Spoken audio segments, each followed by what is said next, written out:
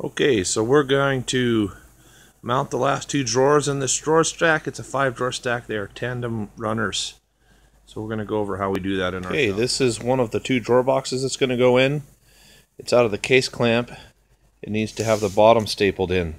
So I'm going to flip it over, and you can see on the bottom of the drawer the notches are cut for tandem, and it is ready to have the clips installed and to be stapled in. I'm going to use this headless pinner. It's a Porter Cable 23 gauge headless pin, and they are 3/4 of an inch long. I'm going to shoot them in about, toe staple this in about 35 degrees. I'm going to do this one-handed because I'm holding the camera with the other.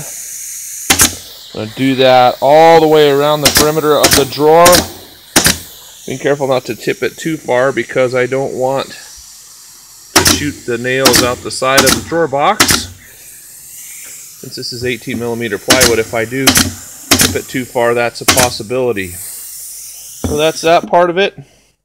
Now I need to mount the clips. So there's a left and a right clip here that come with the tandem drawers. And you can see how they go on here. The orange part, the spring-loaded part, goes towards the center of the drawer. So I'll screw those on that I'm going to pre-drill the holes with. It's very long because I need to drill at a steep angle. I'm going to have to put the camera down to do it, but I'm going to drill holes here and here. And same thing over on this side, right in the mounting holes of the bracket. Then I'll be ready to mount screws.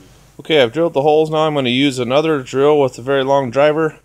See, I've got the 4 screws there, and I'm going to put those screws right into the pre-drill holes that I just made. These are stainless steel screws that we use for other applications, but they work well for this.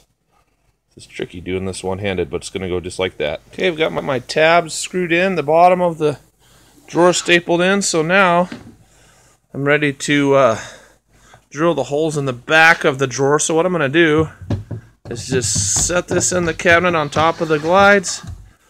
Back up so you can see what I did. I just set it in there. And now in order to get the hole locations in the back, I'm just going to take my fist and give that a little bump on both sides. And then I'll pull it out and you can see what's there. You can see the little mark that was made in the back of the drawer. That is what keeps the drawer from tipping when it comes all the way out.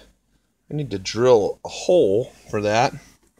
And to do that, I'm going to use this drill with the stop collar on it. And that stop collar is going to keep me from drilling all the way through. So here's what we do. One on that side. I'm just putting the point of the drill right in that little mark that was made. So there you can see now the box is prepared for the tandem runner. A quick note before we mount the front, you see on the top drawer here we're using a 5mm system screw in the top set of holes on the tandem runner to keep the drawer as low as possible in the openings. All of the bottom drawers we're mounting it in the lower set, and what we do when we CNC locate those is we drill those holes 44mm from the bottom of the drawer front. That gives us a consistent offset, and you'll see in a second how we use a jig to mount. Okay, here's our setup for putting the drawer front on. Essentially, it's just a square box that we cut on the slider. It's very square. And what we're going to do here is we will put the drawer front in it. This is cabinet 19 on this job. And then we have spacers. You see this says tandem bottom drawer spacer. Got a couple of those. And then we've got another one for the side. And what happens there is when we put the drawer box on here,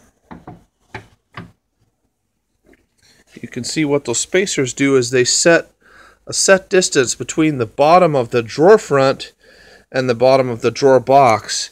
And we always drill those consistently. We only have 2 different sets of spacers, so all of our drawers are going to be set like that.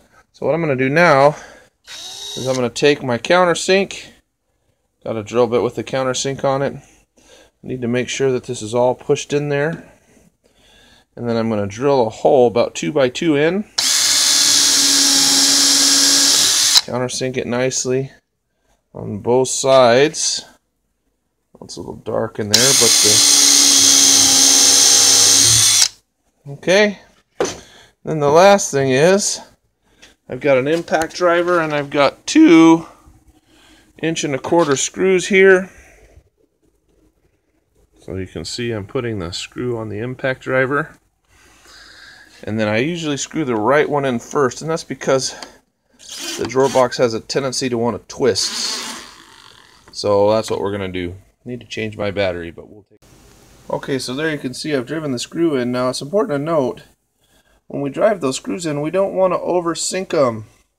We want to go just to flush with the surface, and that's because if for some reason we have to take them off and we've sunk them way in, they will tear the veneer out and it'll be ugly. So just flush to the surface. This is ready to go in the cabinet now, so we can remove the spacers. You can see we've got the offset that we want, also the side spacer, and take this over to the cabinet, and it should, if everything's gone the way we want it to go, slide right in the cabinet. Oh, I need 2 hands. Okay, so back up so you can see. Now so we set that in there, and then you'll hear a click, and that is that last little bit of the tandem drawer.